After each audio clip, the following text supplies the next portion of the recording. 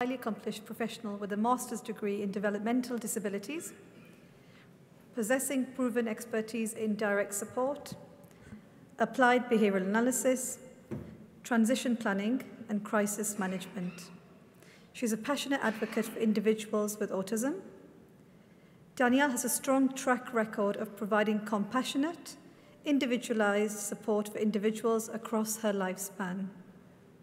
Her ability to collaborate effectively with diverse stakeholders and interdisciplinary teams, and her commitment to advancing the field through research, training, and career development makes her a valuable asset to the international autism community. Danielle recently released a podcast with a colleague. Their mission is to uplift autistic individuals, young professionals, and everyone in the autism community. They achieve this by providing inspiring stories, discussing various treatment modalities, and sharing their own personal and professional journeys in the human services field. Ultimately, they aim to drive young professionals towards fulfilling careers in autism advocacy and human services. Welcome, Danielle. Thank you, everyone. My name is Danielle Terell. My presentation may say I'm from Boston. I'm really an East Coaster, so I've been up and down the East Coast, and I just relocated back to Orlando, Florida. I am the Business Development Executive at IBCCES, which is an international board of certification. I focus specifically on healthcare services, so working with hospitals, urgent cares, dental clinics, to become either an autism certified center or for individual practitioners to become an autism certified specialist. These are some of the projects that I have worked in. Thank you for the introduction. As mentioned, one of my former colleagues and best friends, we started a podcast available on Apple and Spotify where we share stories from around the world. We shared Aspen Baxter's story, if you've heard her this morning present, and we will be releasing Dr. Emile Gallo's episode coming up, so I hope that's something that you enjoy and share with others. This book was just published last month. I was a contributing author, contributing a chapter on housing and a little bit about transition, available on Amazon, written by Dr. Trita Gusby, who I met at ICAN Dubai. So thank you to ICAN and for everyone who has organized the past 3 conferences. It really is a beautiful time to collaborate with others, and I encourage you to do so if you haven't already. In Dubai, I also met the beautiful Dr. Sylvia, and during her presentation, she shared the Ride for Autism Africa, and I was extremely blown away by what she shared. I said, this is so cool, I want to be a part of it. So last year, I reached out to Dr. Sylvia, and I said, I'm coming to Kenya. And she has worked so hard on this ride and all of the work that she's done across Kenya for the last 6 years technically, but I know it's more than that just because she's such a natural leader. So for this year, we rode from Nairobi to Nakuru, which is about 285 miles. We had 5 professional cyclists. I was able to achieve 10 miles. Thank you. But along the whole journey, it was such an inspiring experience and something that I was really fortunate to be part of. We built a therapy center in a special school in Nakuru. If you've met Ricky, he's around here today. He is in the photo, I believe in the middle. They're triplets. I believe that's Ricky in the middle, but him and his brothers, they also rode with us. Such an amazing experience.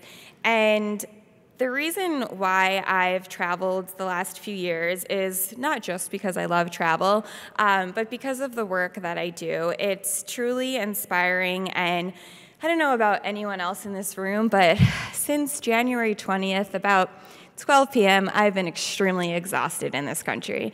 And this is, the travel is something that really keeps me going. Not only the work that I do in my home community on the East Coast, but it really reminds me that around the world, no matter where we are as far as access to resources, at the root of everything, people have very similar questions.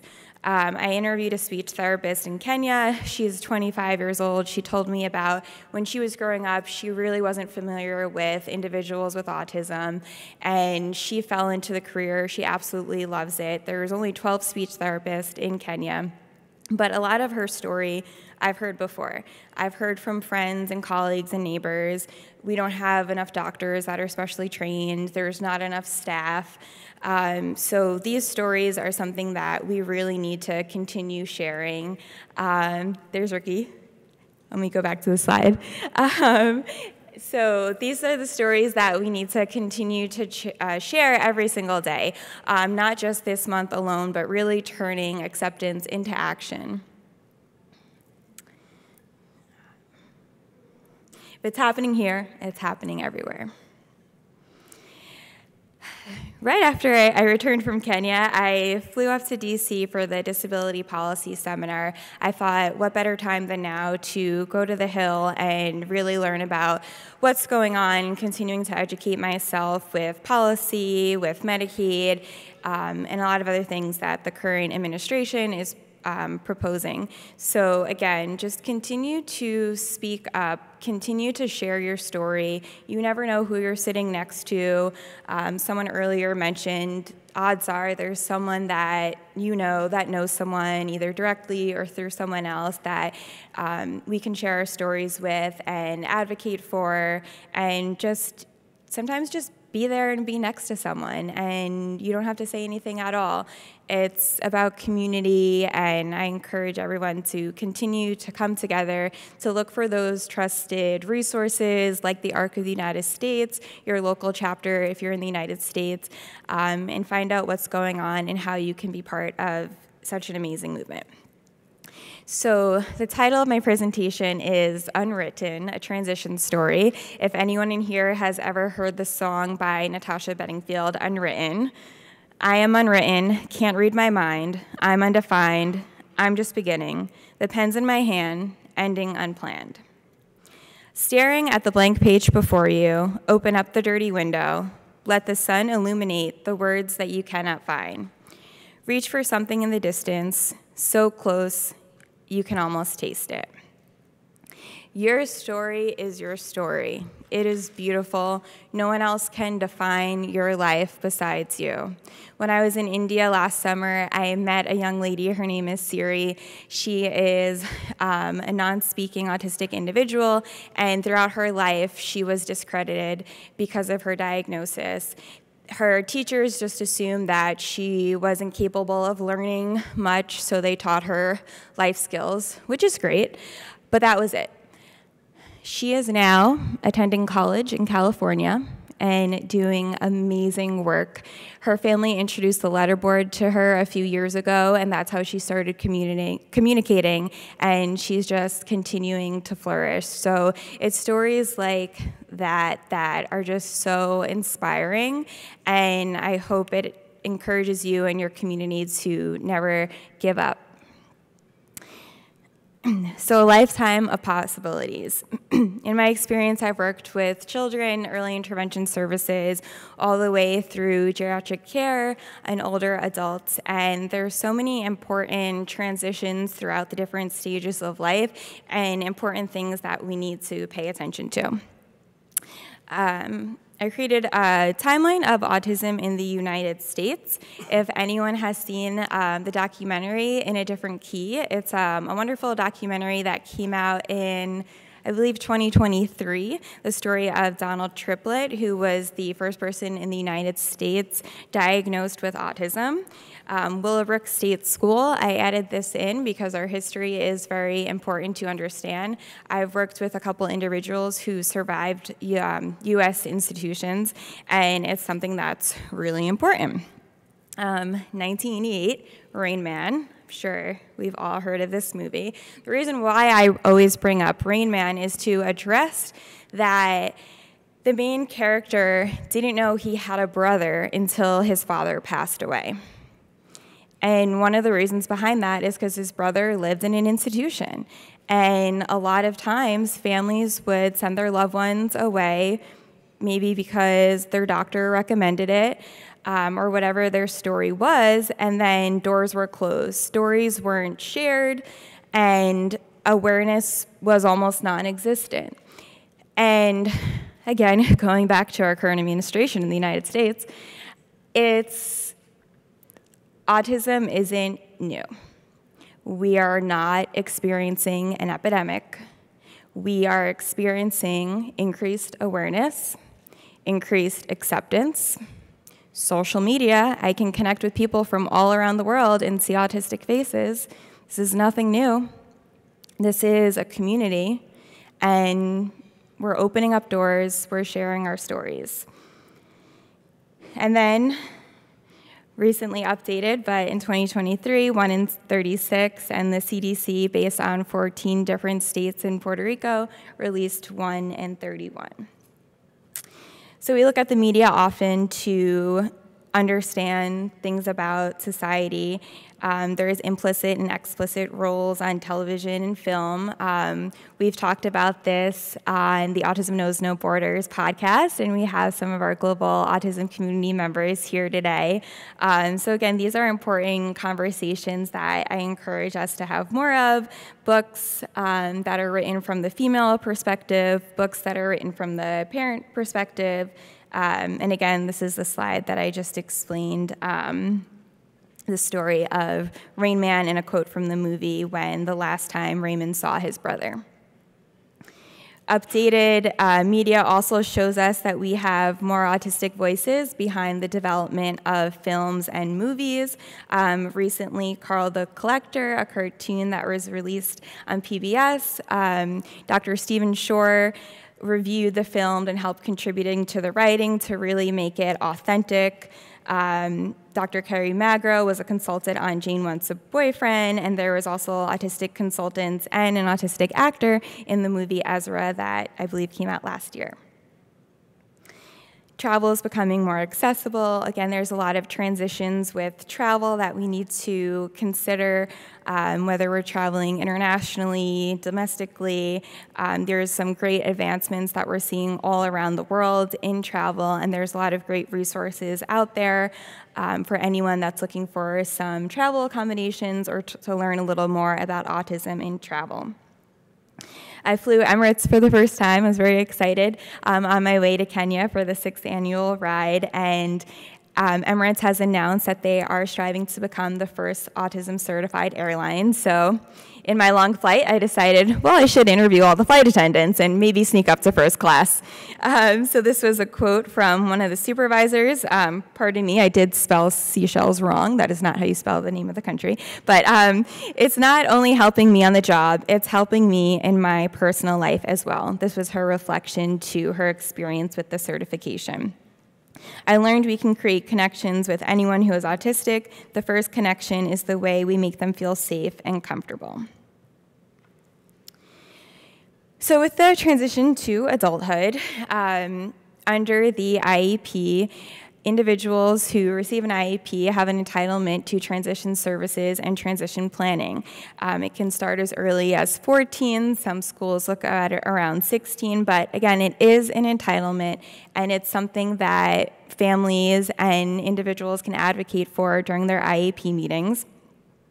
Talking about medical documents, keeping a copy of everything, talking about finances, and teaching self-advocacy skills is extremely, extremely important.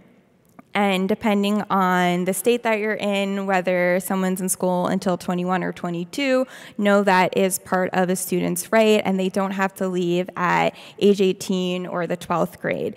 You can advocate to continue developing different skills, whether it's life skills, independent living skills, math skills. It doesn't matter if you have 100 on every test. There are so many things in life that students are entitled to learn about. And if you're in a public education, your local school, and it's not the right fit, you can advocate for a more appropriate placement. Students are entitled to a free and appropriate education that is individualized to them. So when we talk about the transition to adulthood, we should be focusing on a variety of skills: independent living skills, vocational training, career development, and so on. Safety skills in the community. Are we communicating effectively with our community members, police officers, first responders, people in the grocery store? Anything that you're doing throughout your life, your child is going to grow up one day and want to experience life on their own, and they need to be exposed to different things in the community. So focusing on these skills while they're in school, maybe they're taking time out of first period and they're going into the community and they're getting these real life lessons, not just things that are taught in the classroom. These skills should be generalized to all environments. Vocational training can look like coaching, hands-on experience. Focus on the skills that your child, your loved one loves. It could look like anything. Their story is unwritten, and really focusing on those special interests and skills is going to set them up for an environment where they can thrive and be happy. I mean, I don't know have you been asked the question, what do you want to be when you grow up? It changes all the time, right? And we have to go through life and experience different things. My first job was at a grocery store. I learned a lot of great skills there, and I've had many skills since then, and we don't know what we're going to experience in life until we try it. We don't necessarily know what makes us happy until we try it. Along with career development, the rates for unemployment for autistic individuals is very high.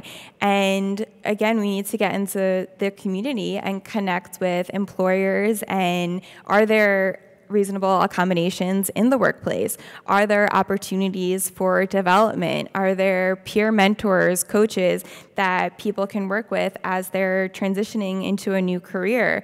If you want a promotion, are there ways that you can be supported to get that? Communicating with coworkers, whatever it is you're doing in your employment role. And higher education. Sometimes college is the path for someone and it may not be for others, but are there different accommodations that we can have in college? No, you can't take your IEP with you to college, but there is a way to implement the supports that you received in high school into a college setting. It may take some trial and error and working with different offices at different universities to find that right fit, but again, you don't know where you're going to be happiest until you explore different options. There are colleges and universities in the United States that have specialized living arrangements for individuals where they can work on those life skills and other skills, but still be close to their campus and still be involved in a typical college community. Assisted technology. Maybe if you're living in the dorms, can you ask for a single room because having a roommate may not be the greatest option. I've had about 31. I can attest to that. And then housing. What makes a house a home? Is it your own apartment? Is it your own apartment with some paid support? Is it an apartment complex that really is a community setting where you can rely on your neighbors for support? Is it a group home? Is it your family home and maybe there's some additional support there? Or maybe your parents are paid support through different funding resources because, hey, might not have mom right there with you and support you throughout those different transitions in life. Michael Gilberg, also a part of the global autism community, has quoted, "My mom was always my biggest champion and believed in me when others did not." When he was going through his education, his teachers, school counselors dismissed him, said he would never graduate high school, never receive a diploma. Well, now, as an adult, an autistic adult, he is serving as a special education attorney in New York and Connecticut and fighting for educational rights that unfortunately were not protected for him. Back to our song. Release your inhibitions, feel the rain on your skin. No one else can feel it for you, only you can let it in. No one else can speak the words on your lips. Drench yourself in words unspoken. Live your life with arms wide open. Today is where your book begins. The rest is still unwritten. And in closing, another story that I would like to share, a story that continues to inspire me. This is Karen. I was able to support her within the last few years of her life, and her go-to karaoke song by Debbie Boone, Light Up My Life. She absolutely loved to sing the song every time she could, and it's something that keeps me going. All of the individuals that I've had the privilege to support throughout their life, no matter what age of life they were in, are truly an inspiration to me. I've found a career that I love. I get to incorporate so many things that I love: travel, visiting other communities, speaking up, breaking out of red tape, and just doing the things that I love to be part of this wonderful, inspiring community. So thank you all for being here today, and thank you for listening.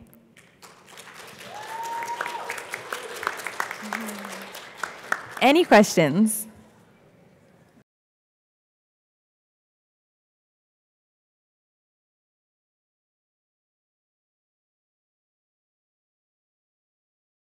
When I was in Kenya, I spoke to a general manager at a hotel who was like, oh, yeah, autism, I know someone, this and that, they worked on some things. I'm like, oh, well, what about here? Are you employing anybody? And he was like, no, I really just can't think of anything. So I said, well, I see you're setting up for a banquet right now. There may be some individuals who really like that precision of setting up the plates perfectly and following a set of instructions on how the room should look, and that's an amazing job. Maybe it's landscaping and taking care of the lawn. Maybe it's working in housekeeping. For someone who loves the warm towel that comes out of the dryer and wants to fold it perfectly, that's somewhere that they may be really happy. Maybe it's at the front desk and they have, well, let's talk for Orlando for a second. For someone who may have a special interest in Disney, like myself, they love talking about Disney, and they can work in guest relations and help plan a perfect trip to Disney World for someone. I worked with an individual who was originally from California and frequented Disneyland, and that's what he does for his family. He knows exactly what characters are going to be meeting at what time and sets up an entire itinerary. So conduct those surveys and see where the interest falls, and then go to your community and start having those in-person conversations, making some cold calls, and finding out different ways that someone can be employed. And if it's supported employment, job coaches that can help work on some skills from the interview process through how to write a resume, how to build a profile on LinkedIn, and make those networking connections, developing those networking skills. And then when you're speaking to employers, ask about, is there anyone that you currently employ that could support someone who may need some extra assistance or what have you? And if not, are they comfortable with bringing in a paid support coach for employment coach? Thank you so much. You're welcome.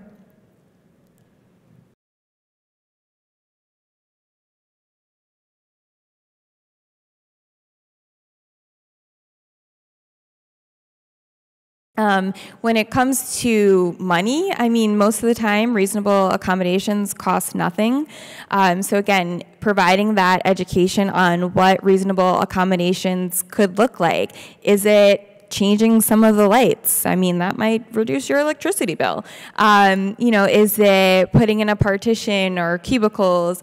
Is it putting up visual schedules, things that really don't cost that much? And we don't know what we don't know. So it's not to fault any employer, but having these conversations that we may think like, hey, it's no brainer to do X, Y, and Z, but not assuming that everyone understands maybe the way that a parent thinks, a professional thinks, or an individual thinks. It's having those open accommodations, and for someone who is able to self-advocate, encouraging them to self-advocate for their needs in an employment setting. And then, really talk about the strengths. I mean, for someone who may be very particular about their schedule and being on time, I mean, that's great for an employer. You have someone that's going to be dependable and showing up to work. Again, turning to some resources that are out there that are vetted and good resources. Dr. Stephen Shore does a lot of talks about autism and employment, and sharing those stories and really increasing that awareness. I hope that answered all your questions. Thank you. Welcome all the panelists, Dr. Temple Grandin, Dr. Alok Sharma, Ms. Lynn White, Dr. Richard Bowles, Thomas Island, Ms. Stacey Hoagland, Ms. Elizabeth Bonker. I've been to all the tech companies, Microsoft, been there, Google, a lot of the other, Apple, and there's all kinds of autistic people there. 35% of autistics cannot use speech for communication. I learned to type at age 5. I stopped talking for 6 months, but I was also absorbing information like a sponge. I'm a geneticist, so that's what I focus on. It can teach you what things that can help to mitigate the problem. One of the things right now that's a big push right now is how hyperbaric medicine can affect autism, or positively, right? And hyperbaric oxygen therapy is one of the best anti-inflammatories. We are treating younger children at about 3 with stem cell therapy. Within 6 months, they are going off the spectrum. Every person that I ever met with autism, they all want to be a valuable member of society, to have a quality of life that every human wants to have.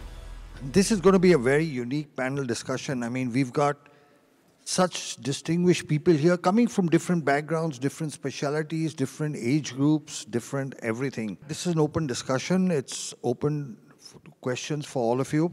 But I'd like to kickstart the discussion by asking Temple, the autism that was there in your age group, or that Bill Gates describes, and the autism that you see now, could you share with us, what do you think, what is the difference? Well, I had definite speech delay, absolutely definite. Some of the things that have been discussed that might be possible causes didn't exist. I'm 77 years old, and then I'm thinking back to when I was a child and when I was young, people that would have been called Asperger's, where there's no speech delay. A lot of these grandparents that come up to me and talk to me, they're old enough that some of those other things wouldn't have caused it. And what I got to thinking about all of this, like there was some very severe stuff discussed, there's a lot of people where they're just slightly geeky. I think they've always been here. So is autism increased detection or something else? I think it's both.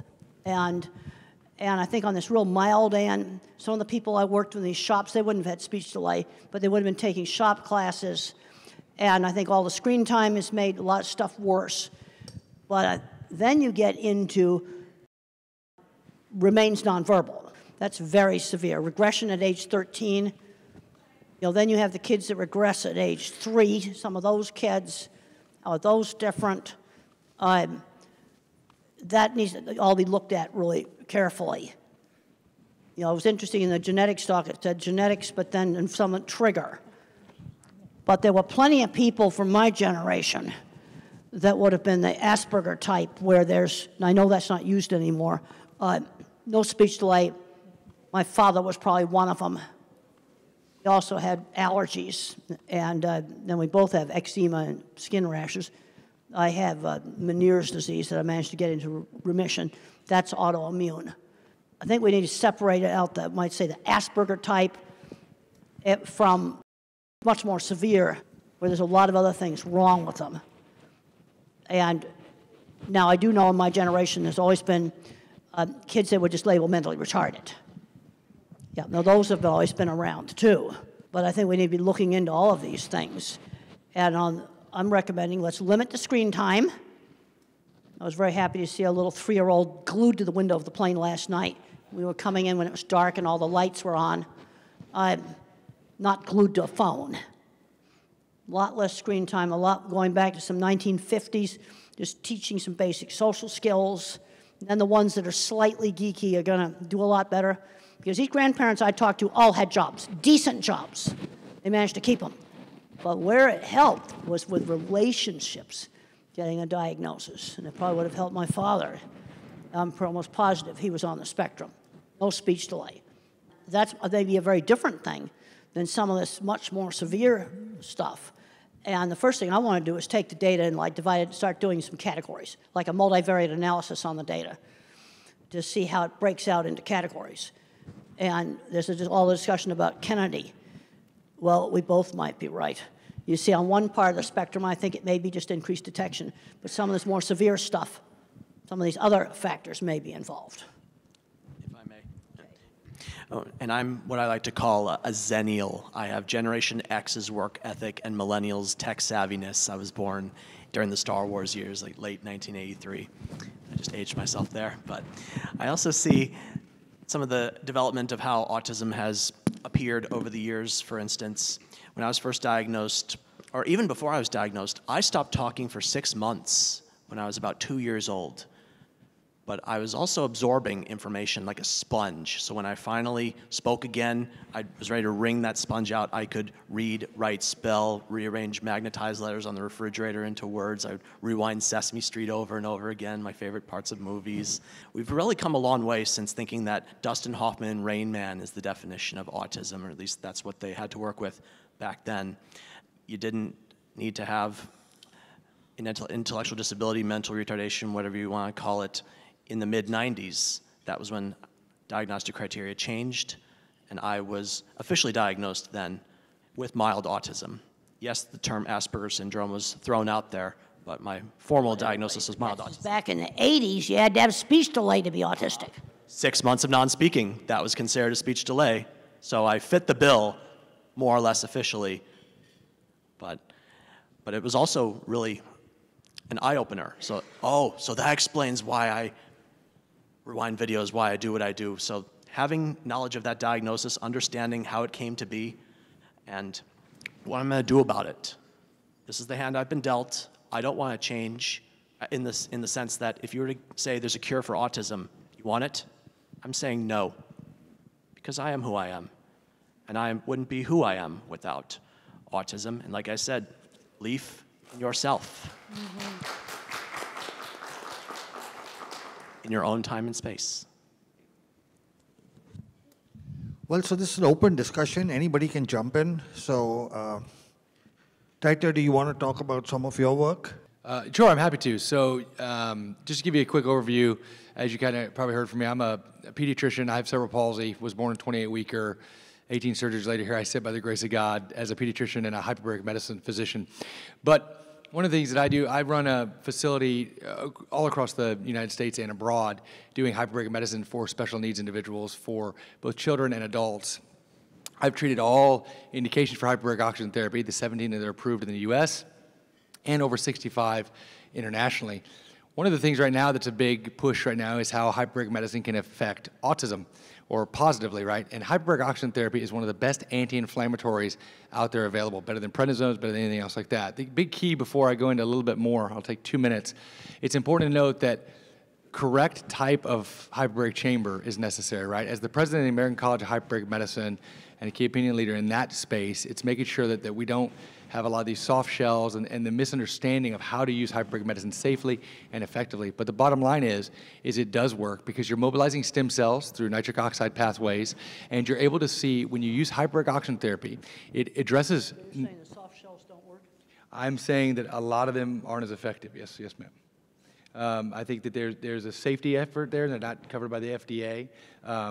People don't have the right training. They work in terms of some depth, but I think that there's a larger breadth there that has to be, make sure you're doing it effectively and correctly, right? So we see this a lot. But you'll see a lot of anti-inflammatory processes and stem cell mobilization where you have actually an 8 to 12 times increase of your stem cells, and that's why these kids are improving. And when you combine them with some of Dr. Alok and other stem cell programs, you can see dramatic improvements. And so we're seeing the same kind of testimonies that you are showing in your presentation, Dr. Loke, new speech, ability to pick up new language. It's incredible results. Is your work published? Do you have scientific papers showing the results? There's well over 250 published papers, both in India and across the United States. There's actually, apart from that, there are over, just in autism, there's over 200 published papers in terms of showing the anti-inflammatory effects and how hyperbaric medicine can mitigate and improve autism and its effects. Richard, would you like to jump in? Genetics versus environment. It's not versus, it's always both. And the genetics is who is at risk. I mean, let's face it, no one has perfect genetics, and no one has a perfect environment. But some children are being affected and other children are not, even though they're in the same, very similar environment. The difference is genetic risk. But even if you have the genetic risk, does not necessarily mean that you're going to get it. You have to have a permissive environment as well. So it's 1 + 1. You have to have both of them. I think that a lot of people are focusing on environment, and that's great because that's something you can do something about, but not that many people focus on the genetics. I'm a geneticist, so that's what I focus on, not that it's more important, but I think it's equally important. Knowing the genetic risk can teach you what things to avoid better. It can teach you what things that can help to mitigate the problem. Knowing the environmental risk can do the same thing. So I think they're equally important. Do you have any? You know, so much this entire week, right? We've heard so much about the new numbers and who's affected and who's not. And while, you know, we definitely know that we have a greater number because physicians are better at diagnosing it, but they're getting better at diagnosing it because there's no more autism. So they're having more experience with it. I've been an educational advocate for 25 years. I have a son who's 30, who was really part of that initial bubble, if you will, where we saw significant growth. And I can certainly tell you, I work as an advocate in the 6th largest school district in this country. And the numbers of students who are in special education programs, not the kids we would have missed before, have grown so exponentially that the systems have not kept up with the numbers. And the children who are really getting what they need, whether it is through medical intervention, educational intervention, looking at housing and opportunities for employment, they're generally the kids whose parents remain the most active. Because there are ways out there to be able to access the supports, but there's no silver platter. So it's really good that you guys are here because you're getting a bit of the silver platter here, but you really have to learn more as much as you can because, you know, the services, even if somebody comes up with some, like where it's from, if you will, we're still going to need to advocate for treatment, for housing, for job opportunities, for better education. So the needs to advocate is not going to decrease. If anything, it could actually increase. So I just encourage you all to do that. So I think the numbers are not just like, it's not just genetics, it's not just environmental, it's not just this type of autism versus that type of autism. I think that every person that I ever met with autism, and it doesn't really matter if they were a speaker or non-speaker, they all want to be a valuable member of society. Have a job if that's what they choose, or to volunteer, but to have a quality of life that every human wants to have. Lynn, do you want to? I agree with everything you said, and I think one of the things that we have to do is, if we do start getting to the bottom of some of this, so to speak, is we cannot forget those who really still need us. There are way too many out there that are not getting what they need, and what I'm the most concerned about is if they come up tomorrow and say, these are the 3 things, so we're going to turn the numbers back around. Our children are here. These children are here. We have parents here who have come up to us and said, my child is 4 years old, help. Okay? We can't forget them. They're here. And I think everything she said is right. I don't work in the school system, she does, but I will tell you what I do know from on the homeschooling side, because I've been a long-term homeschooling activist, is there are a lot of parents who homeschool their children because they're frantic. It's not because they're, oh, I'm going to be a homeschool parent. It's, I don't know what else to do. And until we accept that we have to do more, I'm all about finding the solutions, but that's above my pay grade. I'm just trying to help the people that need the help. And in that vein, I failed finishing an Ironman twice before I succeeded the 3rd time. And for those of you that don't know what an Ironman is, it's 2.4 miles of swimming, 112 miles of biking, and 26.2 miles of running, all in under 17 hours. And I thought I could do it in Texas, but humidity, heat, headwinds, hills, they took me down like Superman to kryptonite.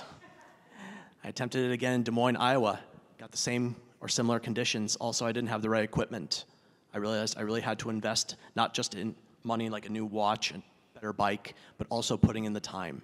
And I too do not use functioning labels. I feel when you call someone low functioning, you discount or dismiss their strengths and capabilities. When you call someone high functioning, you discount or dismiss their needs or struggles. So in my book, functioning labels, whether you put them on yourself or you put them on others, that's the F word.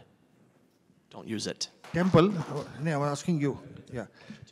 Okay. Hypothetically, let's say RKF Jr. approached you to give advice on what the government needs to do, one, to maybe reduce the incidence of autism, and second, how to manage. What advice would you give the government? Well, I think we're going to have to go all local because basically we're running out of money. Okay. I've just looked at I went to several sources. I checked out our national budget. Over half of it supports seniors right now. Okay. Over half of our national budget. Research money in my field and labs have been closing in a 50-year trend line. Okay. And we're going to have to start doing a lot more local stuff. We need to tap into these retirees.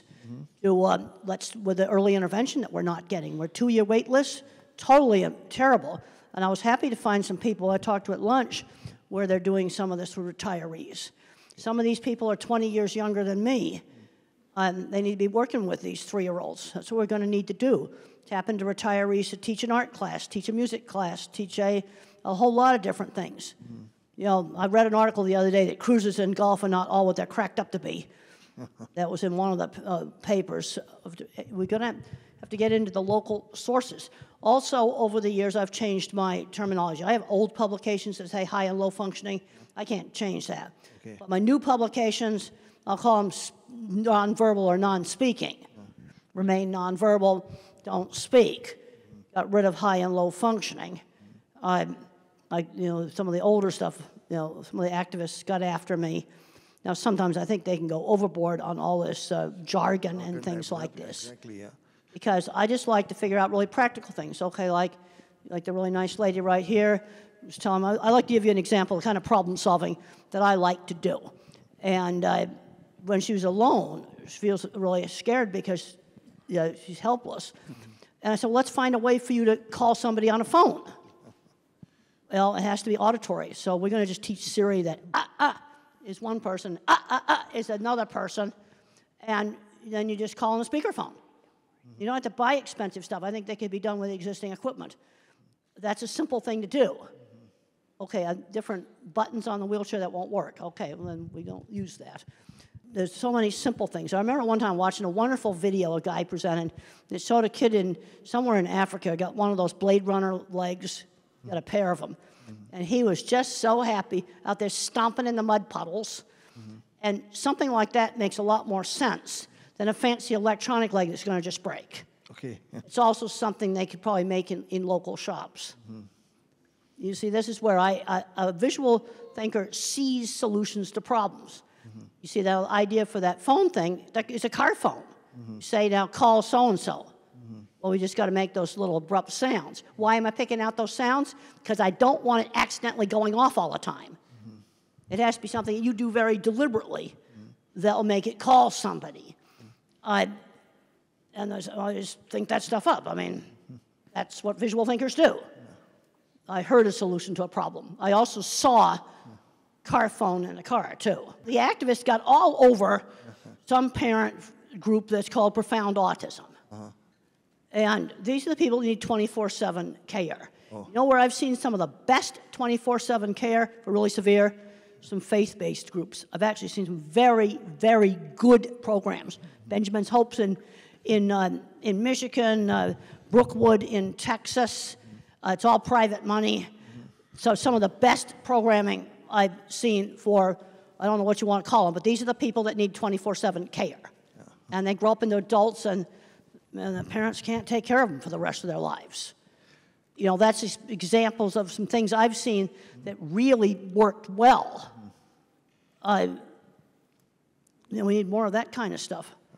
So we'll touch on an important but sensitive topic, Tom spoke about his impending getting married, you know, and you have chosen to live life by yourself. Between the two of you to discuss, because very often people on the spectrum who are older, they approach doctor and say, should we get a child married?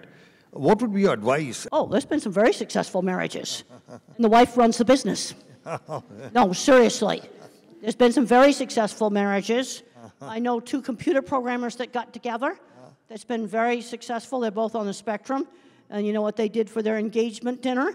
You got to go to a white table restaurant. You got to have candles, because you got to set the stage for a super romantic discussion on computer data storage systems, because they are the most interesting thing in the world.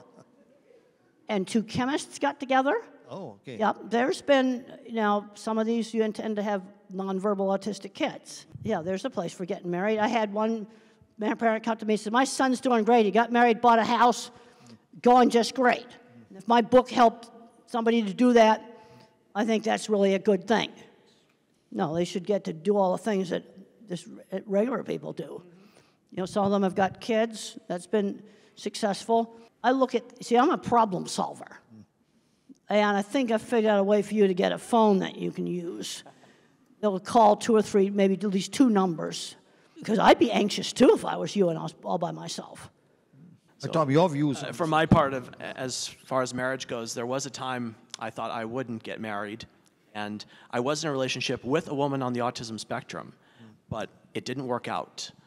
My parents, and they're still together. My mom and dad are still married after 45 years, but they live over 1,000 miles away from me. There was a time they offered me the opportunity to move up to where they were going. I said, I've built a life here. I'm going to stay.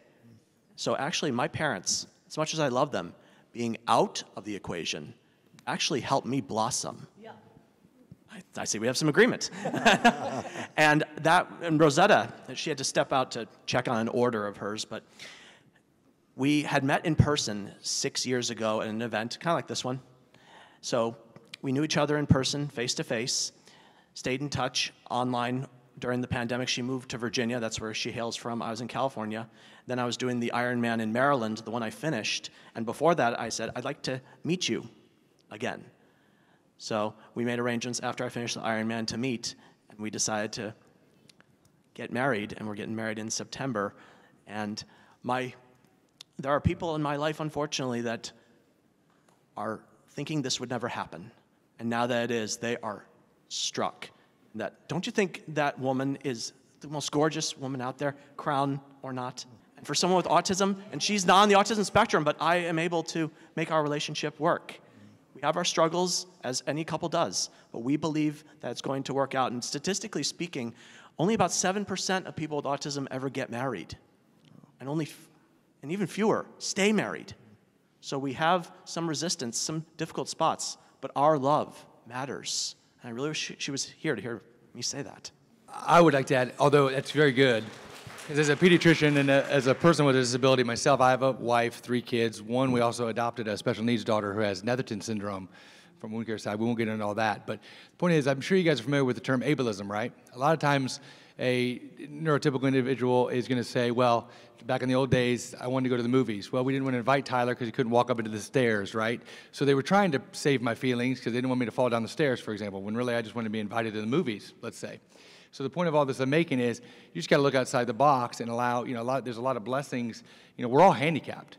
Mind the world can see. We're all struggling with something. We all wish we could change something about ourselves, and that's the whole point about whether you're on the spectrum or not, right?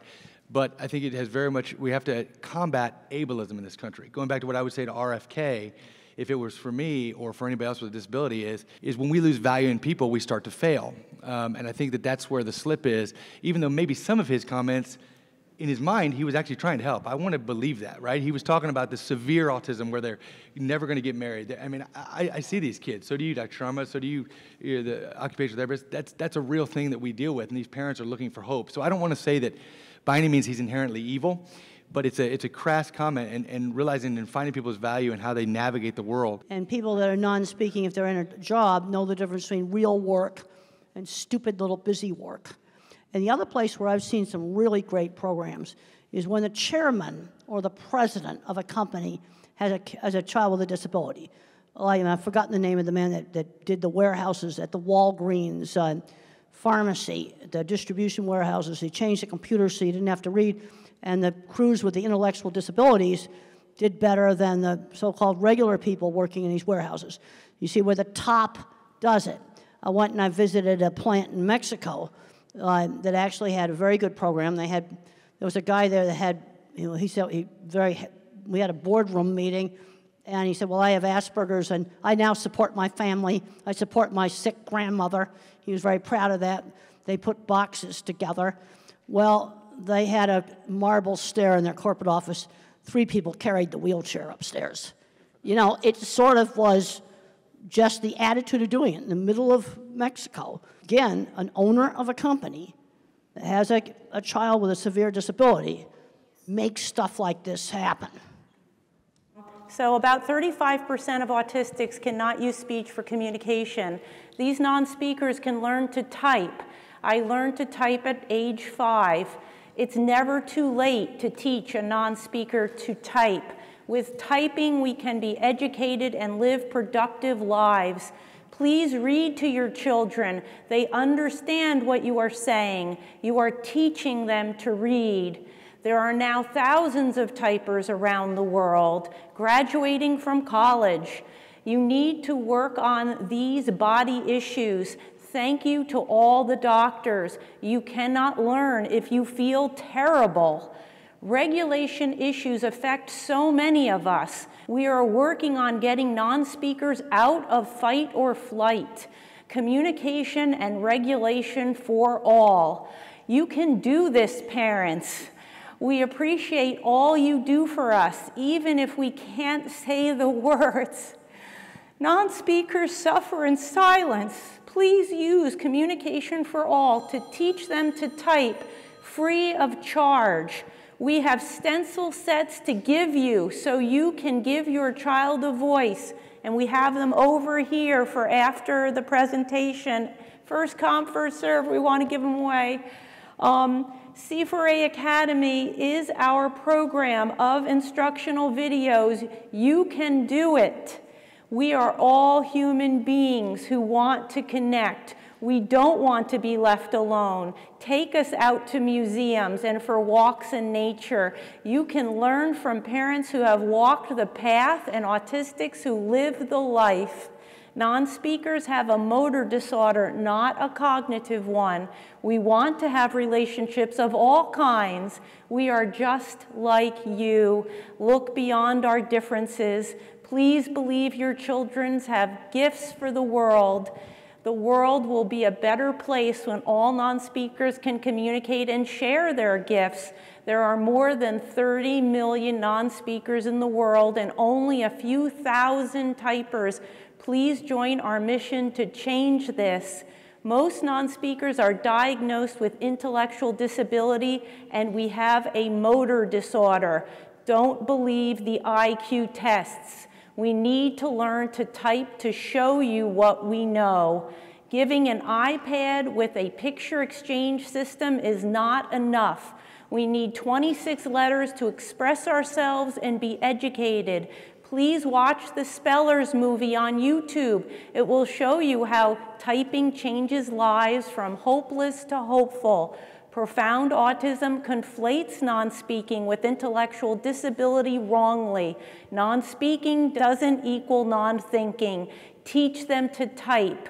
We are all interdependent.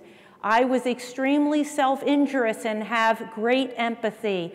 Please don't give up hope. The right doctor can help. A virus triggered PANS, an autoimmune reaction. It is serious and needs expert treatment. Parents, keep pushing the medical science. You are the expert on your child. Find doctors that believe autism is a treatable condition.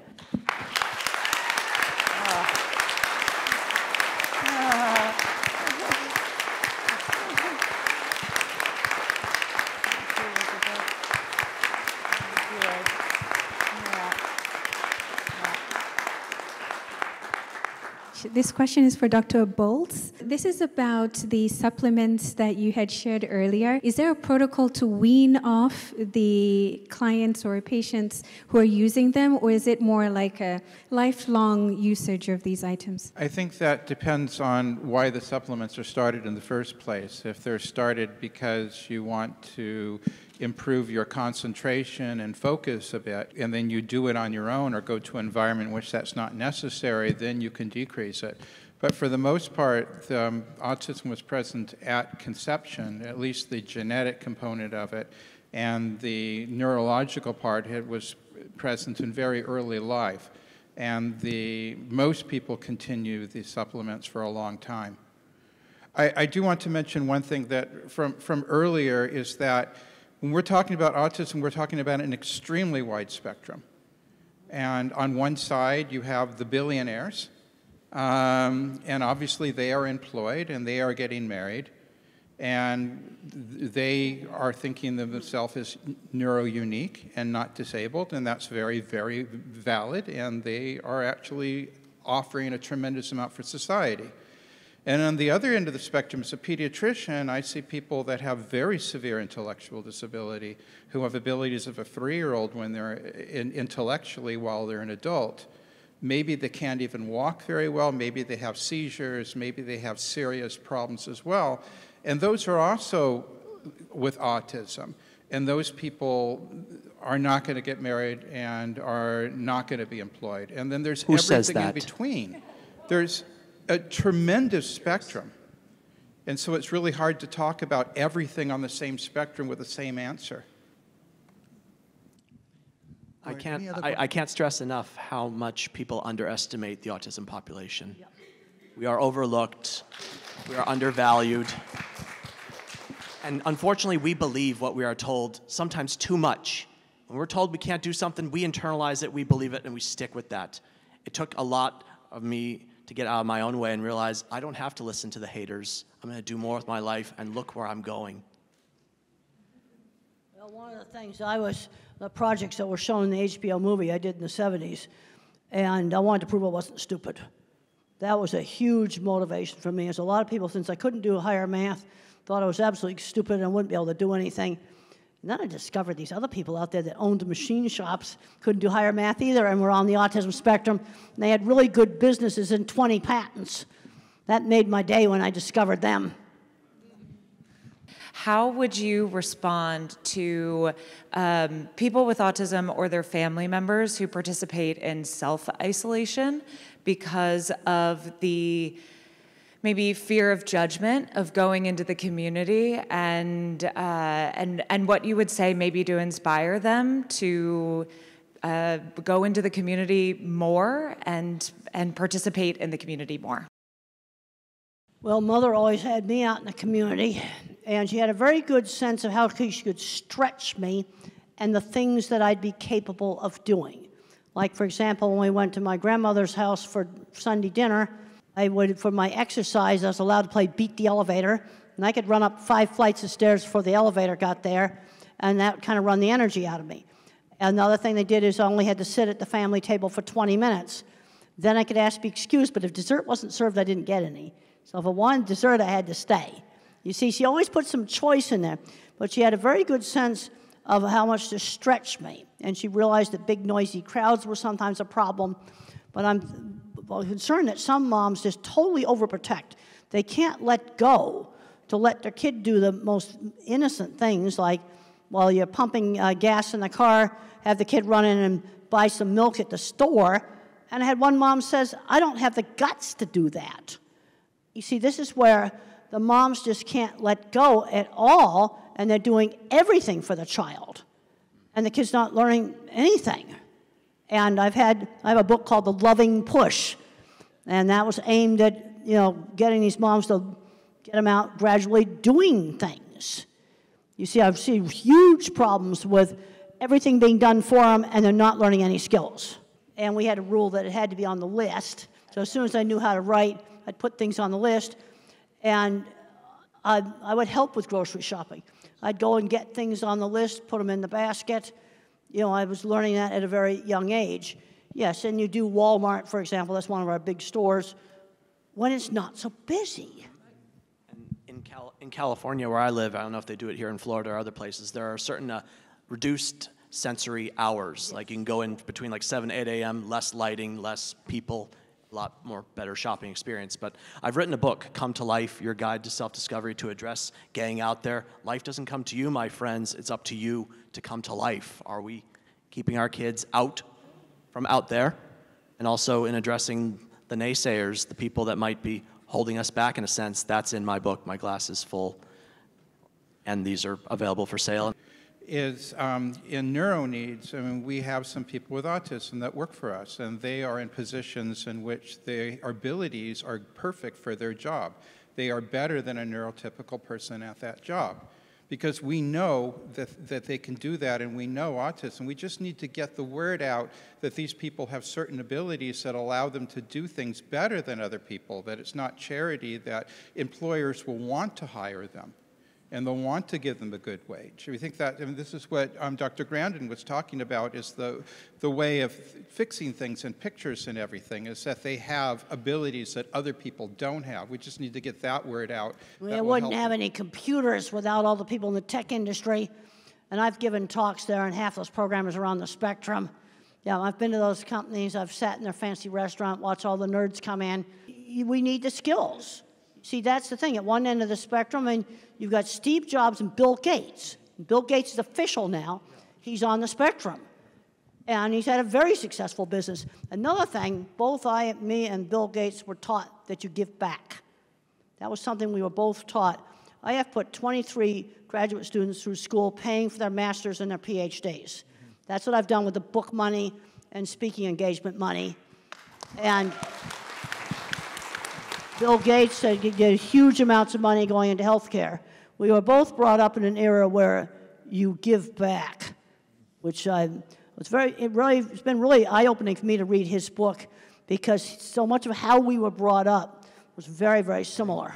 Thank you so much for all of your work that you do. And I need to emphasize that profound autism is real. Work is being done right now to put it in the DSM so that we can have a specific name for the people that will require lifetime support.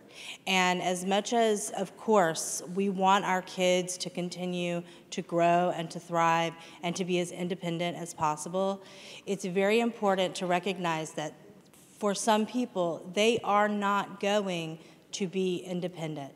And the best thing that we can do is continue to support them, have trained caregivers, because one day we're not going to be here anymore, and our kids are still going to need care. And the system is very broken for them. And it's hard. Autism is not always awesome for everyone. It's hard. And, you know, when you see kids that are beating, or adults that are beating their heads and they've lost their eyesight because they're banging their head on the wall, I mean, these are real things that they're dealing with. And so it's a big spectrum. When we adopted our kiddo that's special needs, the developmental doctor, the first thing that he told us to do was watch your movie, Dr. Grandin. And it was amazing for us, and it was very eye-opening.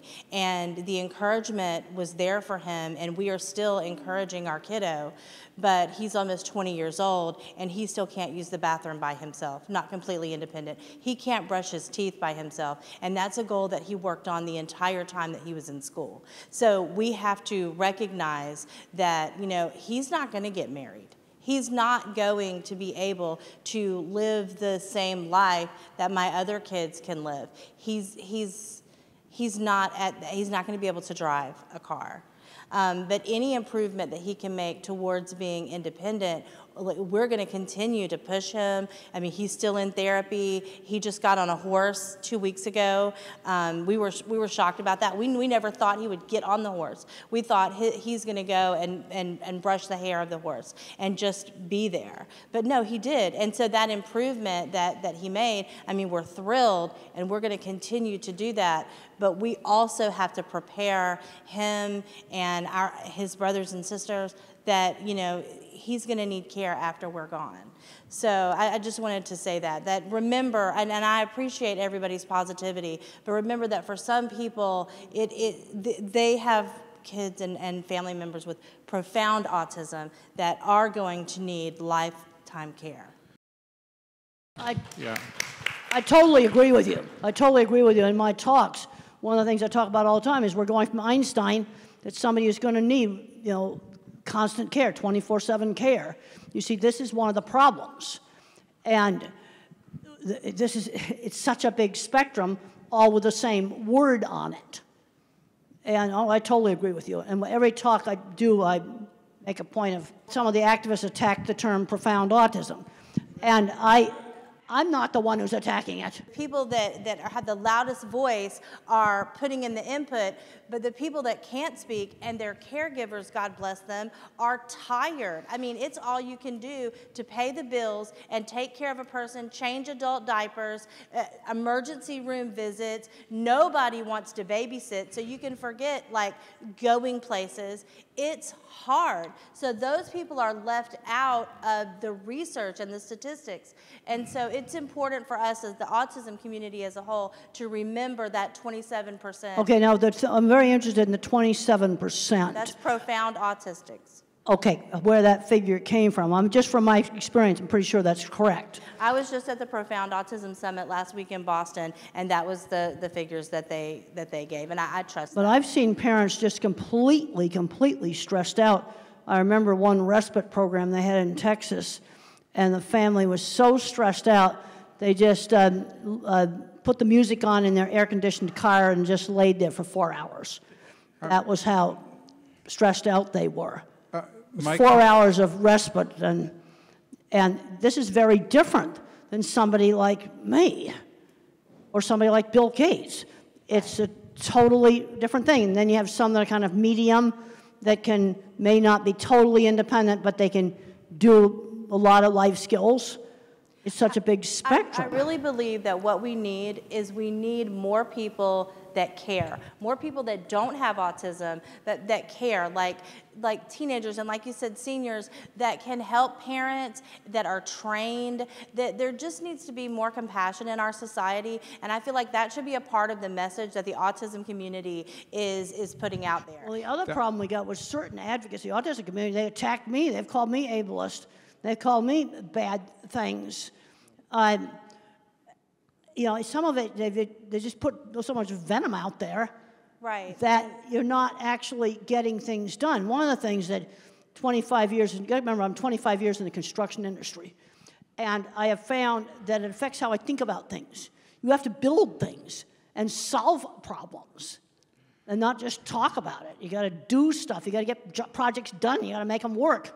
You got to not fight everybody. You don't get jobs done doing that. It is to support children like yours that I made that comment that didn't go over well. That autism is a very large spectrum. I see kids that appear to be profound. Some of them become mild autism because of the right treatment. Sometimes we find the exact gene and they get much better. Some of them become moderate autism, but some of them stay profound, even if we find the gene. Some of them we can't help today in 2025, no matter what we do. And you're right, the community is not really supporting them to the degree that perhaps that we should. And we need to consider them as well as the others. I need to just add something. You said there's no research on profound autism. Very little, like 6%. Yeah. Like but people with no, just to autism. let you know that we are actually doing intense research through brain scans. So we are doing PET CT scans, and we are noticing that those children and adults with profound autism have a very different type of hypometabolism in the brain. So we are able to, through brain scans, separate the mild from the moderate from the severe. And we are also able to, you know, we can also see which parts of the brain are working more and what special skill sets they could possibly have. So today, you know, especially in the neuroimaging world, the focus is shifting from what they cannot do, the brain that is not working properly, to what they can do. And as you know, in all the talks, including what Temple spoke about and Tom spoke about, once we identify what is the thing that they are specially connected to, feel about, and then give them coaching in that, they do miracles. Now, the treatments that we have, the treatment that Titler said, hyperbaric oxygen, our own treatment with stem cell therapy, we are able to help the people with profound autism as well, because the stem cells go and repair that part of the brain which is damaged. And we are seeing non-verbal, see, there's no question about the improvement. A child who's non-verbal for 8-9 years starts talking, you know. Now, there is no question about whether it worked or not, because you're non-verbal, and, you know, surprisingly, among the first things that the children say, they tell their mothers, I love you, mommy. We've got dozens of kids where among the first things that comes out is expression of love. It was just bottled up inside, and it actually gets expressed. Yes, there is work being done. Those distinctions are happening, and it is likely that in the future, the combination of stem cells with hyperbaric oxygen and rehab will possibly help the children. I want to make a quick comment to you. Go ahead. One thing you didn't say in what you just talked about with profound autism, you voluntarily took that on, which is amazing. Not a lot of people would do what you did. Mm-hmm. Thank you for your contribution. So that's Rosetta. a lot.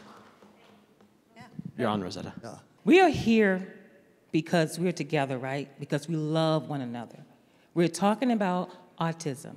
These great people on this panel have different views, different point of views. Remember, we look at life different ways.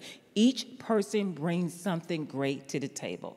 So let's respect every person on the panel, and everyone here is being respected. The thing I would like to point out is that I remember going to Tanzania, and Tom and I was talking with a lady there. She said the moment her son was born, her and her husband was told he would never be married. She would never have grandkids. Now, from my experiences being a nurse, I'm not a nurse now, I'm a motivational speaker, but I was a nurse. So I know what it's like to change diapers. I know what it's like to take care of someone. But I also know patients that are underestimated. So it's very important, no matter what you're told about your child or your loved one, never set the bar so low that you keep it there, that you miss something great about your loved ones. I love y'all. Thank you for your time. So 2 days ago, we went to our neurologist, and we were trying to understand, is there a way of defining physically in the brain autism? And she said no. She provided certain suggestions, and we felt so bad that we didn't tell her that 2 weeks before we have had stem cell treatment in India. So there's such a bad perception in the US, unfortunately. And one of the things that she said is there's no research. In our minds, like, Dr. Sharma has all the research in the world. Specifically, she pointed out to Duke University. Duke University is the one that has done the most studies in the US, but they only do stem cell treatments for kids with cancer. So my suggestion and pledge, Dr. Sharma, how can we let the world about your research? And I know you have it. You are open to give it to anyone who wants that. What can we do, us here, to help the world know about the success of your treatment? Whether it's leaders, politicians, regulators, they finally listen to people. You're the real voice. You are what is real. You know, all of us, some of us, have professions, some of us have a conflict of interest, some of us have particular preferences or beliefs, but parents have one and only one thing in their mind, the well-being of their children. Is there anything else that you can even think of? Nothing. So your voice is the voice that will be heard. And when you speak it loud enough and repeat it enough, there will be a change. Change comes about when people like you speak out. Because, we believe our own clinical experience is showing us that when we are treating younger children at about 3 with stem cell therapy, within 6 months, they are going off the spectrum. The older the child, the longer it takes. And it is my hope and dream that one day this becomes a standard of care. The moment it is diagnosed, especially kids who are profound, will need it. There are children who will not need it. There are a whole lot of children who are mild, who adapt and who get along with life very well. But not everyone. There will be what she's talking about, the profound kids who need help. There's something called a hole in the heart. Kids with Down syndrome have a hole in the heart. If you have a hole in the heart, you fix it. The cardiac surgeon will go and do something and fix it. So, if there is severe and profound damage, it needs to be fixed. And what we are seeing is that once you fix that, whether it's hyperbaric oxygen, whether it's whether it's the supplements that he was talking about, whether it's the stem cell I talk about, whether it's the rehab he talks about, in my lecture I said it all works together. So your voice is the voice that will be heard. Anybody else, any questions? I have one question. I'm watching with the gentleman behind me who is telling about that. Even my neurologist did not believe when we started the stem cell therapy for my son. But after 3 or 4 visits to India to the Neurodevelopmental, the changes she saw in the kid, it's unbelievable. My son is the same patient for the last 6 to 7 years with the same neurologist, with the therapies and everything. The development, what she saw after stem cell therapy is totally different. We could able to make understand the neurologist, but the school system did not understanding us actually. Some of my friends, when they go to this kind of a different kind of a therapy out of the book, which is not profound in very popular in the USA, they're not even going to tell in their schools actually. They're telling that we're going to vacation for 5 days, 6 days. We did the same thing. We went to the school. I said my kid got help. If somebody needs help, you call my number, I'll tell them the same thing. I told every parent who called me, and I given the number, I told him that what are the benefits which my kid got. I feel if we don't keep the awareness of these things, of different methods, it is impossible to help the whole community. The community needs help. We have to be together to help the system. Because if the system doesn't help, we have to come up from our own side from here and help the system. My son can see a video now. Yeah. Head, shoulders, knees, and toes. And by God, he's following the video for the first time in his life, touching his head, his shoulders, his knees, and toes. He can say 3 weeks out of a stem cell. He can say 1, 2, 3, 4, 5, 6, 7, 9, 10, even though he has apraxia, and sometimes he closes his mouth to talk. A, B, C, D, E, F, G, and we practice that every day. It's a miracle. It's science. But there's science behind it. You tell the doctor in the U.S., and there's where is that coming from? We feel uncomfortable telling them because they tell us there's no research. And that's why even though we speak up, we feel outcast. Because that's the system in the U.S. today. It punishes anyone that does any research outside the United States. They don't consider that research. It's like, I haven't seen any research. Neurologist practicing over 20 years. His pediatrician who didn't believe started believing after he saw the improvements. Go back and say, this is the improvements. Your child was not talking. He's talking within 3 weeks of the stem cell therapy. There is no rocket science to it. A child not talking starts saying ABC till Z after 3 weeks. That's a positive sign. Let the world know it. Speak up for it, and then slowly things will change. And we now have the present health secretary, R.K. Jr., he has actually tweeted about stem cells and hyperbarics. He's actually tweeted that these are things that were intentionally suppressed. He says it openly. He says these were suppressed by the FDA. The health secretary of the United States is saying that treatments like hyperbaric, stem cell, and all these other nutraceuticals, he mentions nutraceuticals, were intentionally suppressed. So when you speak up, they will listen. People do listen to parents. Yes, and what I did is, I did not listen to any of the parents or anything. I keep on stressing that, yes, we are treating with the same thing, we are treating with the same thing.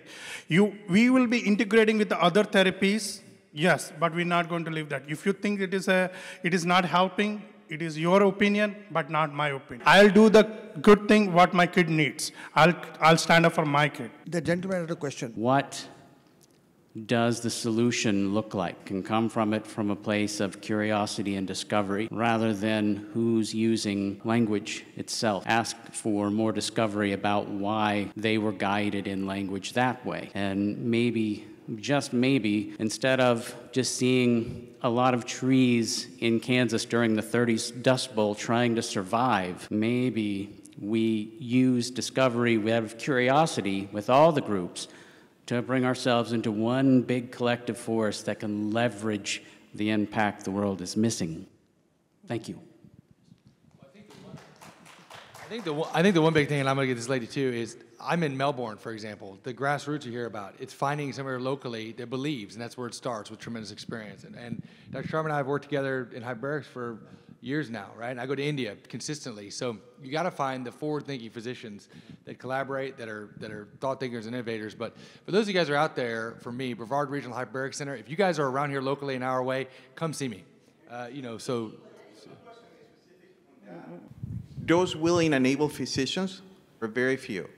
And creating some sort of inventory, some sort of Facebook page where you can access and really point out specifically these physicians. We asked our neurologists about hyperbarics. There's no research. What they should point out is the kid that died in Ohio. So they're using those small mistakes sort of to prevail these sort of veil. We need an inventory list of those physicians that are willing. And if everybody can contribute, we have one. But I think if everybody can contribute, who are those physicians that are willing to work looking at alternative medicines? TACA has a list. If you go into the Facebook group of TACA, and then you have to submit your child, because they only accept people that has kids in the spectrum, right?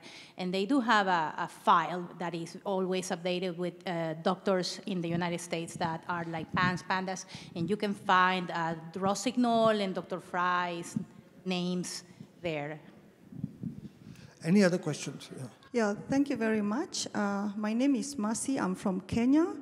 I'm a mother of triplet boys with autism. We have to believe that autism is treatable. So we are coming from a background noise that autism cannot be treated. So you get this diagnosis and you are in limbo, you struggle, and then somehow you find the light. So I found some light. We've been doing stem cells since my sons were 5.5. I mean, it has been a game changer. I have come from a state of constant clinical depression to just smiling. I mean, you also, my son, Ricky, even asked Dr. Temple a question, and I mean, that is, I never even knew he's at that space. So what am I saying? What I'm saying, especially to the parents, we have been fortunate to have all these professionals give us very fantastic talks and solutions, but as parents, what is our duty? I feel that our duty is to a call for action. Dr. Sharma said that everybody is speaking in their own space because you cannot be a jack of all trade. You see, that's why we have Dr. Richard is working on genetics and metabolism. We have the OT is working on sensory. We have Dr. Sharma working on stem cell, and so many others. So what I have done as a research, my background, I'm a research scientist, and it has really helped me because in research, we follow protocol to the dot. If you want your experiment to work, you have to follow from A to Z. That's exactly what I've done. I've taken Dr. Sharma's protocol, followed it A to C. I've taken Dr. Temple's protocol, lived experience.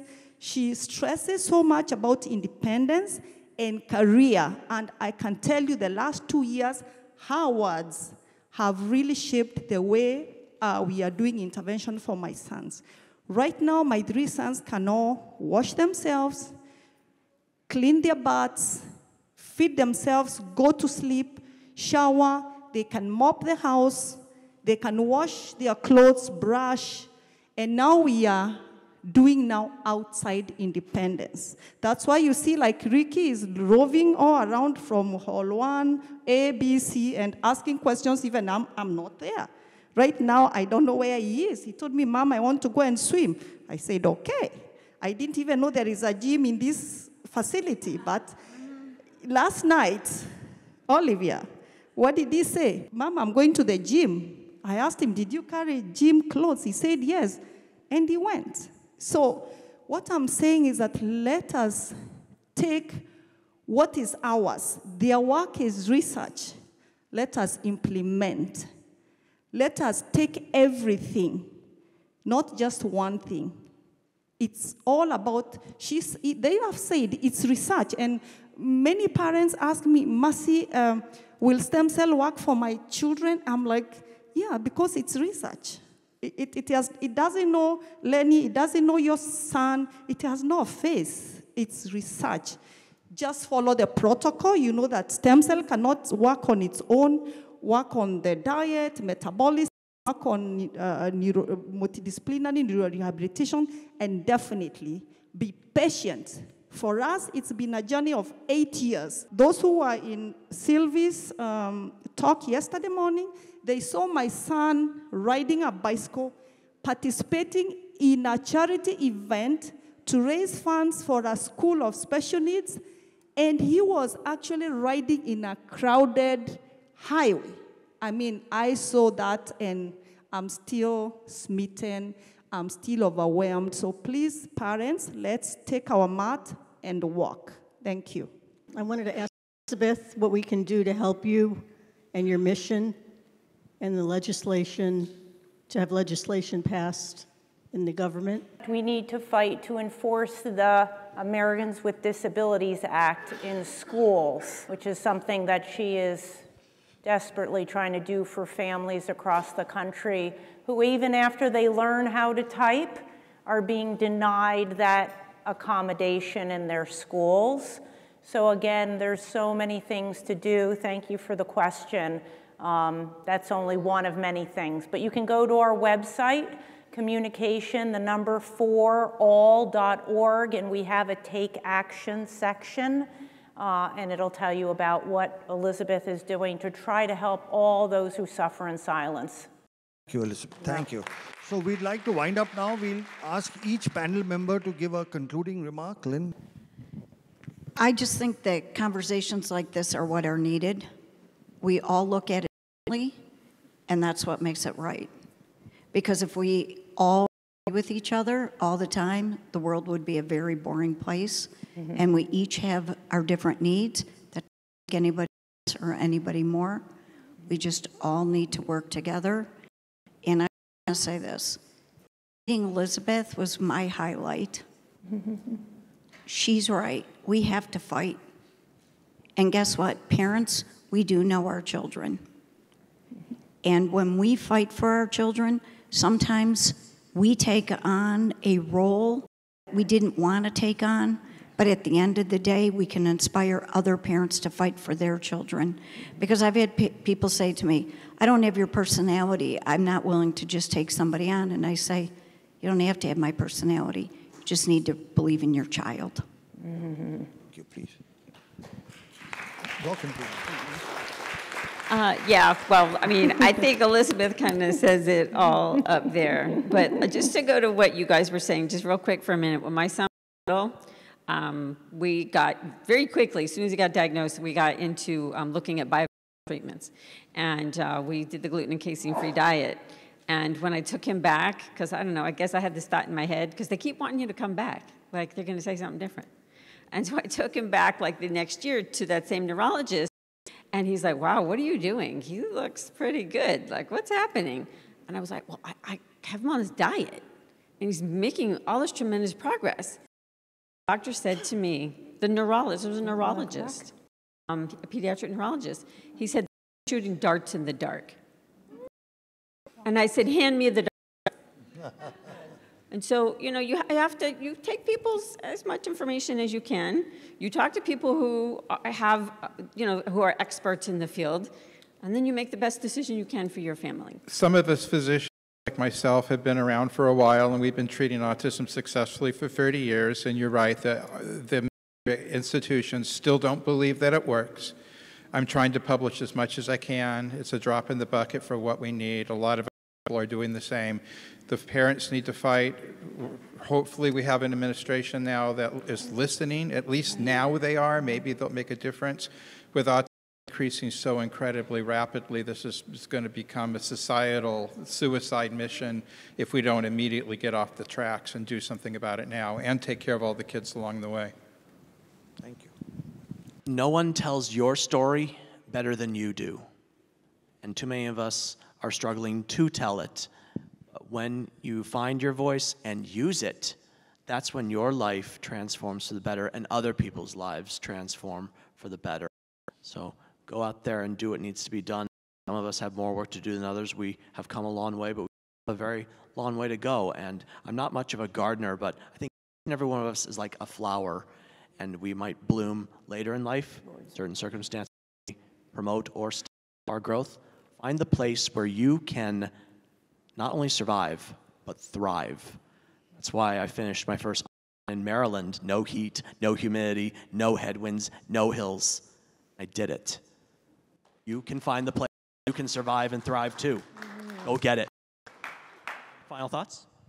Well, yeah, working on more and more independence. I definitely believe in that. Unfortunately, I'm seeing too many young adults that have become recluses in their room. That's something I was never allowed to do. You know, they were always getting me out doing things, but there was always choices. For example, when I was afraid to go to my aunt's ranch, which involved getting on an airplane and flying from New York to Arizona, there was a choice, 1 week or all summer. Not going wasn't a choice. You give some choices. It's like I talked about the kid that wouldn't put the phone in the x-ray machine. He can leave the phone at home or put it in the dog dish or put it in his backpack. Those are the choices. It goes to the airport, it goes in the x-ray, period. But there's some choice as to how you do it. And I've worked with so many people professionally that I know are on the autism spectrum. I've been to all the tech companies. You know, Microsoft, been there, Google, a lot of the other, Apple. And there's all kinds of autistic people there. You see, this is the problem we've got. At one end of the spectrum, you've got that. And at the other end of the spectrum, you've got, I'm going to call them the 24/7. These are the people that need constant care. And some of them have varying amounts of problems. And I think it's this population you may be more likely to find that some of these treatments work. I'm on a gluten-free diet now for heartburn. That only started last year. But we've got to go out and just see what we can do, because I'm seeing too many people of my type going nowhere. Way too many, because they're not learning life skills. And they're not learning work skills. Well, I'll echo what she said. You only handicap yourself by choice, right? That's it. We're here. As a physician that's devoted my life to doing this as well, we're here. And I think you just have to find your village. You guys know that, but at least locally, if I could be an asset to you an hour way around, let us know. And you're looking at a panel that believes the same thing. It's not pseudoscience. It is grounded in science. We're just forward way thinking and combining it all. As Dr. Sharma said, it's a multifactorial approach. And when you do that, combining all these different modalities, you can see dramatic miracles in your kids' lives. And every study that you look at with hyperbaric oxygen therapy, stem cells, no matter what, just like in my own life, it all showed improvement in quality of life. And is that now all that we're all looking for? That's exactly it. So find your doctors, find the people that believe in you, and go get it. So thank you. I'd like to thank all of you for being a wonderful audience. We want you to know that as parents of children on the spectrum, you, for those of us professionals here, are our inspiration, our motivation. You are the wind below our wings that keeps us doing what we are doing, because very often the work we do is in the face of stiff opposition and resistance. But what you need to know is all of us in our own way, okay, whatever aspect of medicine we practice, rehabilitation we practice, will continue to do the best that we can to ensure that all the, whether they are children or adults on the spectrum, are able to be the best of what they are. We are able to bring out the best potential within them. The work that we are doing with stem cells, and we've treated over 6,000 children with autism, a total of 15,000 patients, including cerebral palsy. We have over 100 publications. So the research is there. It's just a matter of time as more and more, like your children start improving and start speaking, as more and more people get to know, this will be available everywhere. The truth, real science, real treatments cannot be hidden and suppressed forever. It will come out. And it is my belief that it's a combination of comprehensive rehab, micronutrient supplementation, rehabilitation, hyperbaric oxygen, and the stem cell that we do, and all the advice that Temple has given. If you listen to Temple, I suggest you watch her movies, you watch her podcast. She gives you very simple advice. That one advice, talk slowly, results in tremendous speech improvements. That's simple advice. So sometimes it's a very simple advice. It's not something high-tech that brings about the best results. So I want to thank all the panel. Thank you for the wonderful discussion. Thank you for being here. And thank you very much. I thank Dolly, thank you for arranging everything. Lynn, thank you for being the co-host of the conference. You two guys have done a great job. Thank you.